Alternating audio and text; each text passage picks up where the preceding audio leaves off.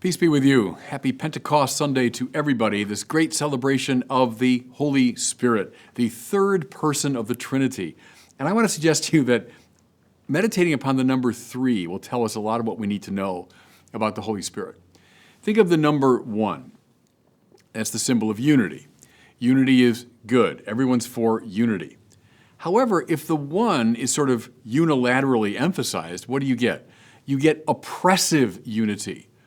You get a unity that excludes any sort of diversity, any sort of individuality. Think of everybody just in lockstep, moving robotically. Think of, I remember as a kid, those films from Maoist China, everybody in the same outfit, the same little hat, the same little red book. Well, no one wants that kind of uniformity or that oppressive totalitarian unity. So that's the shadow side of the 1. So the 1 gives rise then to the 2. The 2 is the symbol of diversity, of otherness. There's you and there's me. There's this and there's that. Okay, good. Everybody likes diversity. That's a good thing. Individuality, self-expression, not everyone's the same. Great. We've overcome totalitarianism.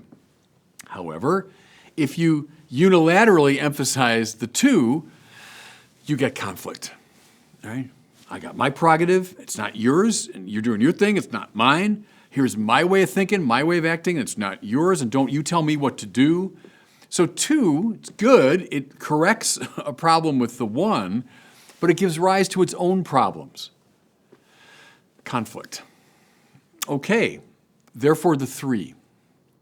What's the 3? 3 is the unity in diversity. It's the reconciliation of opposites. It's communio, one with. It's saying 1 and 2. It's saying if you want the best of unity and the best of diversity. Who's the Holy Spirit? The love that connects the Father and the Son. God is 3, not monolithically 1, not simply a play of dualism. God is 3 persons, lover, beloved, and shared love, Father, Son, and Holy Spirit. And the Spirit, par excellence, is the expression of this 3-ness, this communio, this reconciliation. Okay, now with all that in mind, I know it's a little bit abstract maybe, but we'll make it real concrete real fast by looking at this great reading from Acts chapter 2, which the church gives us today. The tongues of fire descend, the great wind, and the disciples receive the Holy Spirit. And now look at the upshot of it. Now there were devout Jews from every nation under heaven staying in Jerusalem. They're there for the great feast of Pentecost. At this sound, the crowd gathered, and each one heard him strangely speaking in his own language.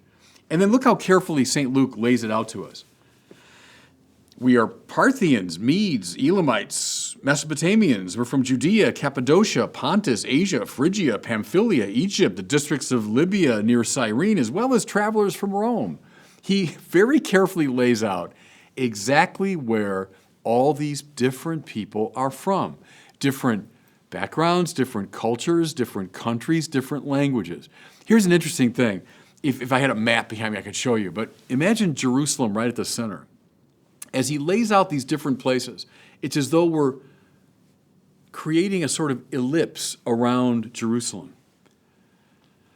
His point is, all of these many come together as one through the power of the Holy Spirit. Mind you, the Spirit doesn't negate their manyness. It doesn't say, the Mesopotamians, Judeans, and the Parthians, and Medes, and Elamites all give up their national identities. No. They're confirmed. But yet they form this harmonious pattern around the center. That's the work of number 3, right? It's not crushing monolithic totalitarian unity, nor is it simply conflictual diversity. It's the 1 and the many coming together, the communio. Whenever I read this passage, I think of St. John Paul II. One of the many marks of genius of his papacy was World Youth Day. I've been to 3 now, World Youth Days. It's always a marvelous experience. The very best one I had was in John Paul City of Krakow in 2016. What was the genius?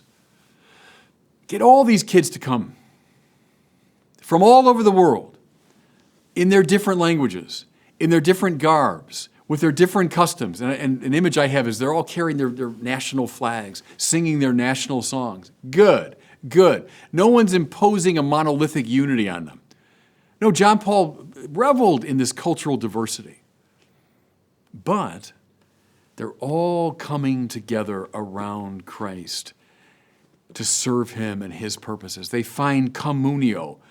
They're one with unity in diversity. That's the mark of the Spirit, everybody. And so apply this. When you walk into a community, you walk into a church, you walk into a city, you walk into a culture, and you start noticing there's too much one going on around here. There's too much of everything the same, all the particularities being crushed. Or you say, it's too much diversity. Everyone's flying apart. Remember the devil's name, Diabolos, the scatterer. Those are marks of the dark spirit. It's the 3. It's the Holy Spirit that brings the many together as one. That's the sign. Now, with that in mind, let's turn to reading number 2 for today. St. Paul to the Corinthians, first letter. There are different kinds of spiritual gifts, but the same Spirit. There are different forms of service, but the same Lord. There are different workings, but the same God who produces all of them in everyone. To each individual, the manifestation of the Spirit is given for some benefit. That's everything I've been talking about, right? There are many different kinds of spiritual gifts. Sure, Paul often enumerates them. Speaking in tongues and interpreting tongues and words of knowledge and administration and service and charity. Yeah, they're all works of the Spirit. But there's one Spirit that brings them together, gives them shared and common purpose. Something I've noticed now over the years in the church, I hate it when this happens. Someone who's got a real spiritual gift, let's say it's to serve the poor, and they've given themselves to that, and it's just great. But then they fall into the problem of the one, which is, well, that's what the church is all about. That's what everybody should be doing. And if you're not doing that, you're not really with the program. So, you guys who are fussing around in sacristies and at the liturgy and you're just playing dress up, and that's not what it's about. It's about working with the poor. Or, those of you who are fussing around with books and ideas and you're writing learned articles, and come on, who cares about that? Get out there in the streets with the poor. No. That's too much of the one. You're taking a real spiritual gift, yes, indeed, serving the poor, but you're now making it monolithic. Or not, I'll turn this around, the same thing. If you say, look, I'm an intellectual, and that's what it's all about is studying and learning and writing books and articles. And, you people out there in the streets, that's just social work. No. You're trying to impose your one spiritual gift on everybody. Or the same with the liturgists, the liturgy is a source and summit of the Christian life. That's what it's all about. Well, okay, but there are other spiritual gifts too. Many gifts, but the same Spirit. Again, different forms of service. I've just been naming them, but the same Lord. Different workings, but the same God. See, this is the number 3 again, isn't it? It's not crushing monolithic unity. It's not just vociferous diversity. It's the one and the many. And then his famous image he uses a lot. The body is one, though it has many parts. There's the image again. So all the different parts of the body, each one doing its own thing with its own individuality and distinctiveness, but in service of the common good. Okay, that's the mark of the Spirit. All right, and finally, let's look at the gospel for Pentecost, which is so rich. It's Easter night. The disciples, they still don't really know what's going on. Imagine how frightened they were. Their master has just been brutally put to death and by hostile authorities, and they must have thought, look, we're next. So in their great fear, they gather, but Jesus comes and stands in their midst and says, peace be with you, and shows them his hands and his side. As I've said before, that's salvation, everybody. We killed God, and God returned in forgiving love. That means there's no sin that God can't forgive. That means there's nothing can separate us from the love of God, as Paul puts it. That's what they got.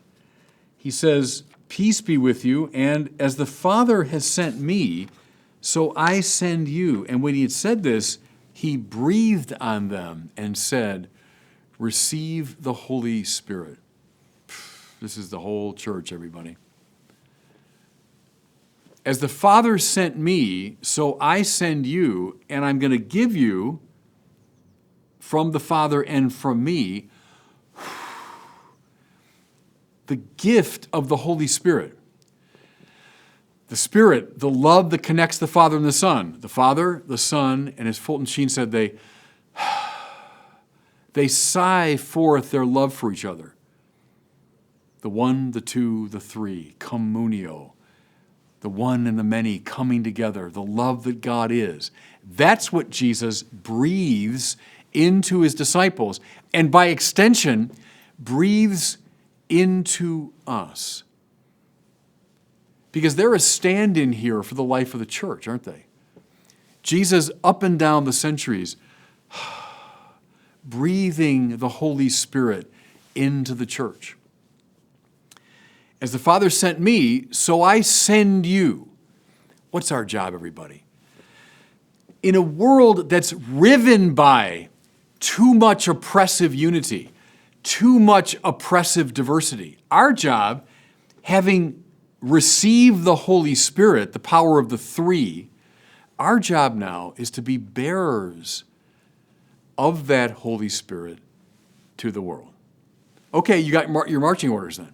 When you go out, think of that now. When you wake up in the morning, when you go out and you say, look, here in my world, there's too much of this kind of crushing unity.